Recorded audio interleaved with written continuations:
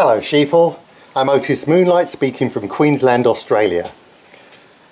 Let's get straight to it. Do you know what the hell is going on in the Middle East? Who's guilty, Israel or Palestine and Hamas? There's been some heated clashes between pro-Israeli and pro-Palestinian supporters in Chicago and Washington, and it's at least good that they care.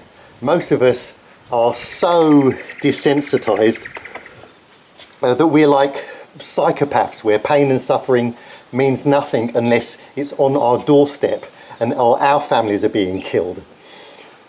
But who is right? Well, America supports Israel, and that's another stain on Israel's reputation. If you're supported by a big immoral war machine that already tried to start World War III via Ukraine and Russia, then that doesn't say much for your morals.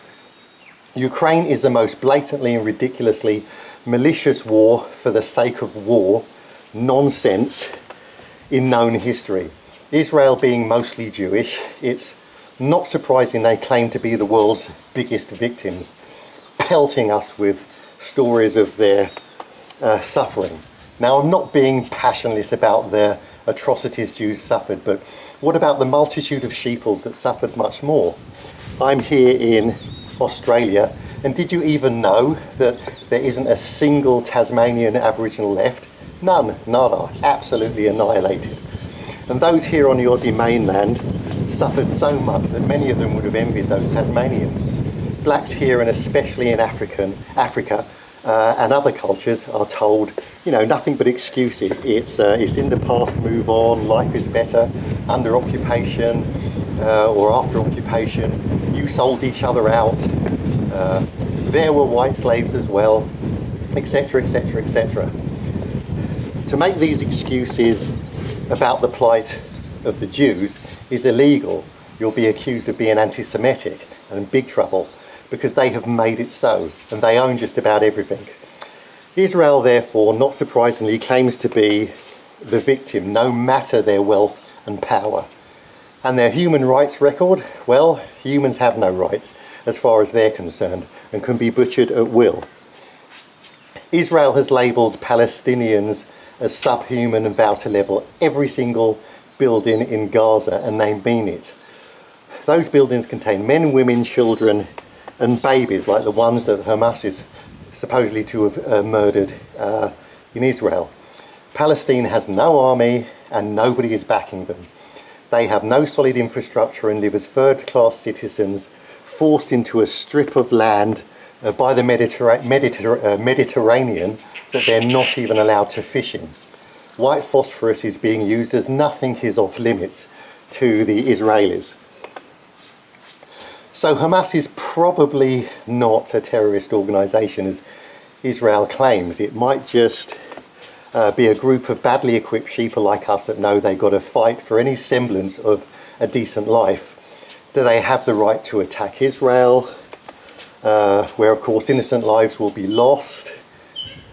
Well, it's a tough one, but I'll say yes, because it's what they've been reduced to, and it's about defence and the right to exist. Palestinians are being slaughtered, and all the evidence of that slaughter is readily available. They're digging bodies out of the rubble in the callous, supposedly justified revenge attacks by the Israelis, and that Israel has openly vowed to commit. And they'd even be more evidence if they had internet. If Elon Musk, the shill that he is, he'd provide them with online access via his SpaceX satellites. This would enable truth to the world, or at least their side of the story. We must doubt claims from Israel that Hamas has murdered innocent Israelis and decapitated babies in an unprovoked attack, because Israeli history has shown they'd be perfectly happy to lie and even kill their own sheeple in order to claim victim status when carrying out the slaughter they always wanted, like with their backer, America, and 9/11. Also because of the bullied subhuman life they have forced upon the Palestinians. Israel has forced defenceless Palestinians, who aren't even allowed to leave, to flee to the south of the Gaza Strip, but continues to bomb them. This looks like blatant murder in another brutal land grab. Israel has been occupying more and more Palestinian land for quite some time now, and has cut their power, internet access, food, water, medical supplies and fuel. Israel has also promised to destroy any trucks bringing in aid. And remember, many charities like UNICEF or Oxfam will collect aid from us, but they probably wouldn't give it to the needy anyway. You are not a terrorist organisation for merely trying to defend yourself and fight back. But again, as with 9/11, was the attack on Israel by Hamas an inside job?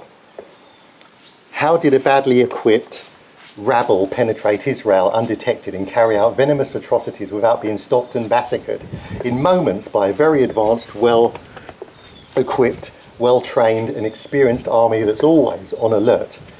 Something is not quite right here. Israel has either allowed or arranged for this to happen. Heaven forbid Hamas was in on this. Could it be the case that Hamas doesn't care about innocent Palestinians any more than Israeli governors give a crap about their own citizens? Could they both serve the globalists and nobody else?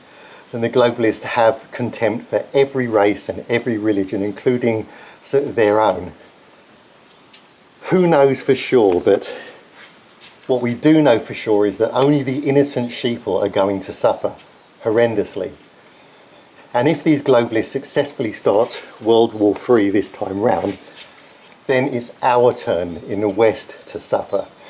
If you're not suffering already, billions and gazillions of dollars for war pulled out of our leaders' arseholes in a split second, even if the war has nothing to do with them, or it's just another horrendously cold and vicious attack for power and control.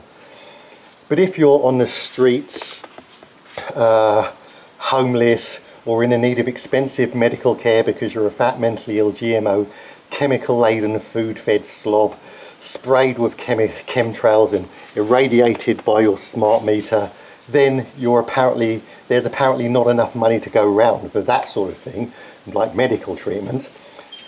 Our governors apparently are protecting us from ridiculous things like hearing naughty words online by censoring the crap out of us and taking away the meagre freedoms that we have. Nothing supposedly to do with what they like, which is unchallenged lies. If World War III begins, then know that this is the work of all our leaders serving the elites and our compliance. World War III is the culling required for a Great Reset. A Great Reset is an absolutely new existence for humanity and has happened before. There are multiple videos on this subject. Climate change nonsense, COVID murder, World War III, and all the major agendas are to lead us into eradication as vermin. Past Great Resets, they may have left some of us alive to be indoctrinated into the new system. This time they won't. We are all to die. Using frozen embryos and technology like that, they'll bring us back as cattle when they're ready. The infrastructure for the concentration camps we're to be herded into for execution is already being erected as we speak. Smart cities, smart cars, smart everything. Slaves will take orders from their appliances. Notice that billions of dollars for 5G infrastructure has made almost no difference to most sheeple's internet speeds. And things like electric vehicles are seemingly absurd because they couldn't possibly service the vast populations. And that's because they're not. We'll all be killed. This is not for us. They are for the new world after we have gone. The moonlight fades with the morning glow. Goodbye, sheeple.